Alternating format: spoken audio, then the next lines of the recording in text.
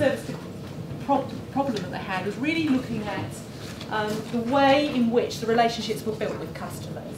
And we started off by looking at designing a programme of activity that's started to look at the vision for customer service first of all within this particular department of 100 people. And they came up with a series of things that they wanted to ensure were embedded. And this may sound some very obvious stuff. It's not rocket science. So the first thing was about trusting our customers. This happened a couple of years ago, and what was happening is that this complaints department had a culture in which they treated every customer as being guilty before they were proved innocent.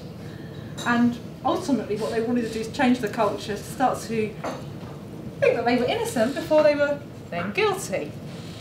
And it was about trusting the client relationship. So in other words, they were being very reluctant to give any refunds or to provide any form of compensation, required huge amounts of toing and froing with the customer to provide evidence of anything that might be out of the ordinary in order to provide that refund. Think about the logistical nightmare of managing something like that and how much it was costing them.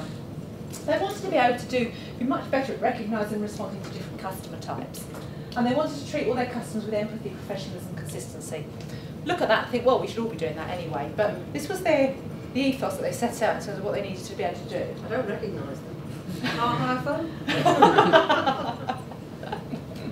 I know. Demonstrate knowledge of all aspects of our business.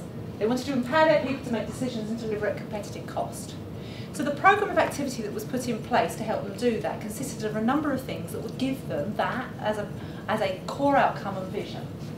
And just to share, these are some of the project deliverables. Now, when we talked earlier about can we then make sure that everything that we do is assigned to training, then sometimes it's not, and sometimes it is about projects and it's about systems and processes. So within this project, there was a systems upgrade that was required to enable some things to happen. Paul and Ian's point earlier, sometimes it's other things that need to happen alongside training and development to get the ready results. But there was also a need to align the customer feedback. There was customer feedback coming from all different areas across different countries, and it wasn't being aligned and nothing really was being done with the feedback. We needed to agree and help them write some excellent standards and looking at developing call, written and file quality evaluation processes. They also wanted to look at piloting some tools for recruitment and retention, because one of the key challenges in this area was high turnover, high staff turnover. So it was an immediate area from an RoI perspective that we would need to look at. High absence and high attrition. Very, very difficult conversations, huge long calls, files being closed as being dealt with in terms of a complaint, only to be reopened at a later date. So quite a lot of frustrations for staff in that environment as well. We had to look at pilot tools, therefore, for this recruitment and retention piece, and we also needed to identify the ROI potential measures.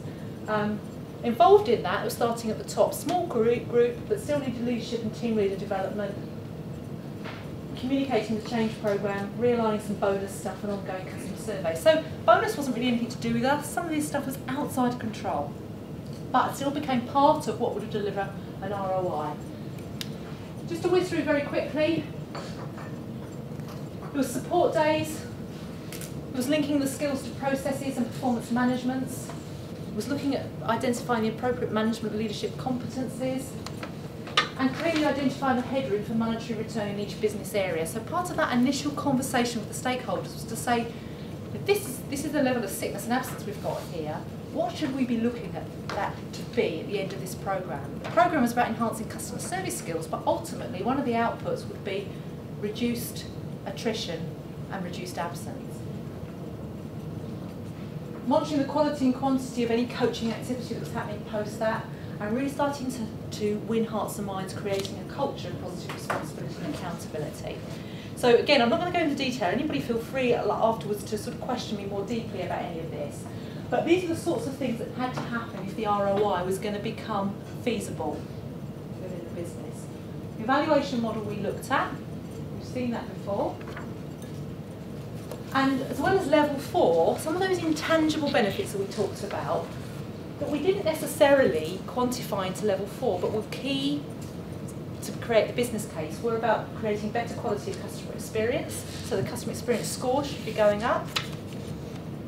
Retention of the client base. So how many of these clients of ours, our consumer customer base, was coming back to us time and time again? as a result of what's happened here. What was the perception, PR, brand of this organisation in the marketplace? Interesting one. We might say, could we influence that through a customer service return on investment programme? Not completely, not at all. But one of the other intangible benefits was how was this organisation now perceived in terms of its delivery of customer service.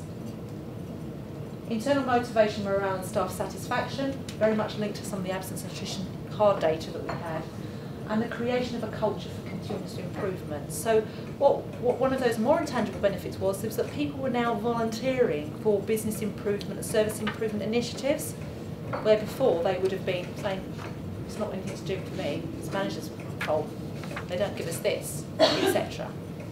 In fact, Shirley, you got involved in delivering this project, didn't you? I did, yeah. So, in terms of estimated costs, I just thought this is just a few little figures here. Technology upgrade, not up to us, but there was a few costs associated with delivery of that. In total, the programme is going to cost €42,000 just to take people through some of those activities.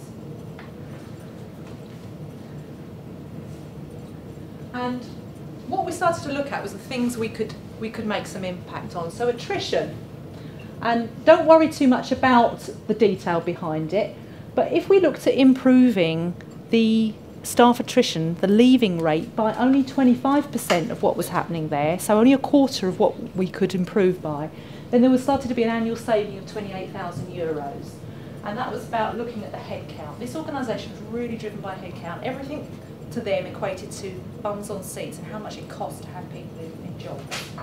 Not a driver that I would advocate, but for them that's what their driver was. And when we talked about looking to what our client does, understanding how our client operates, this became really important. If we'd said, you know, that's a really crap measurement, bums on seats and head count, but actually that was their measure, so we needed to present data back in the way that they would understand. So what we wanted to do is to reduce or increase the number of heads that stayed in position for a certain period of time. If we were to make a 50% improvement on where they were, then there was a saving of £36,000, but we started to look at the lower figures, a small improvement. And in the correspondence area, back office area, then there was some interesting data that started to come out. Absence as well. It was costing the call centre 386 days in absence at that point, and in the correspondence and processing department, 726 days. Reduction in each of those areas by only 0.5% started to reduce the required headcount by 1.5 people. So in other words, they could survive with 1.5 people less by just increasing the rate of sickness by €0.5%. And that actually equated to salaries of €28,000 again. So you can start to see very simple, small measures starting to make a big impact. And then the quality of the customer experience being enhanced meant that there were higher levels of first call resolution, and what was happening was there's less files being reopened. Calls and correspondence was being dealt with at the point of first call or first correspondence. Reduce the number of files passed to back office. In essence, we looked at only a small increase. Don't worry about the detail on that, but the most important end result was one person. By reducing the amount of files that continued being reopened, we could manage with one less person in that environment. That equated to what, €18,744 in that particular instance. We might say, well, that's quite a small amount, so how does it work? If you then take those three areas just alone, three key performance indicators, attrition, absence and productivity, the total savings was €75,000 over a period of 12 months. Total investment of €42,000, net saving of 33, 178% ROI. So I just wanted to demonstrate that very quickly as a practical example of what we've been talking about. And what happened with this was presented as a business case, but then also we tracked that, and this is the results that actually came from it. So just a quick show of hands, how many people feel that this would be fairly easy or straightforward to deliver in their own organisations at the moment for their clients? Could we do this? Yeah. Is there enough data available to you to do that? I think that's the often, yeah. Some of them, yeah, and some not. Okay, yes. Where you said about going back to the absenteeism, don't you? Yes, attrition. Do you, those figures, do you make up that percentage? Do you just say, well, if we reduce it by 4%, we'll save you this? Where do you get that figure from? Yeah. Okay, how do we calculate it? I mean, we look at where it is against national benchmarks, first of all, and then we look at good practice, and then we also look at trying to identify what are the underlying issues there, and these issues were about management practice, a lot of it. And then it is about them being a bit brave and putting a stake in the ground, particularly during business case, but this is actually was final data on that, which helped us to do that. With the one we did on the sales area, we looked at the headroom, we looked at listening to the experience within the sales environment and understanding how much was not being delivered on. In other words, was it because people didn't have the confidence to sell? Were they not closing? In some areas, was it because they had the confidence but they were coming up with barriers that they couldn't meet? And we identified, we reckon there was about 20% headroom, but for improvement in sales performance with things that just weren't being tackled. But we then put a stake in the ground on 5% and said, let's measure what ROI looks like at 5% on that. The actual final result on that particular one was 10%. So it is about being a bit brave sometimes and a bit bullish and making some calculated judgments, but also looking at, if you've got an attrition level that's really high, it's only some simple things that you can need to do to start to get that, the culture change where you start to look at prevention rather than cure. So it must become sort of the risk, sort of reducing the risk rather than necessarily going there you go. Exactly. And that's why I use this example a bit more, that this is about reducing the cost of operation rather than increasing something else.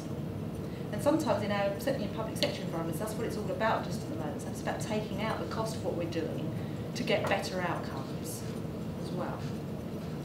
But I wouldn't do this in isolation. This would be with my stakeholders that I'd be doing this. I wouldn't be coming up with this because my neck So you don't sit in the office on your own. Exactly right. Yeah, I think we'll just do this and put the figures in. You need to do it with some consultation with your stakeholders, really. But it's also about being brave enough to say, I can make that shift. So if you've got, and also about who are your best performers. So one of the ways in which I looked at this was looking at the team managers whose attrition was low and saying, well, what were they doing against the managers whose attrition was high? And then I took an average and said, if we reduced it by that amount, because there are people that are already doing good stuff here, and it's about duplicating some of those behaviours. And if we eliminate those that are performing badly around some of that stuff through training, what does that look like? So there's an awful lot of ways in which you can start to cut and look at the data. And it's not about just trying to get fingers in the wind type of stuff. But what this does help you to do is to prove your internal worth and why something should or shouldn't be done.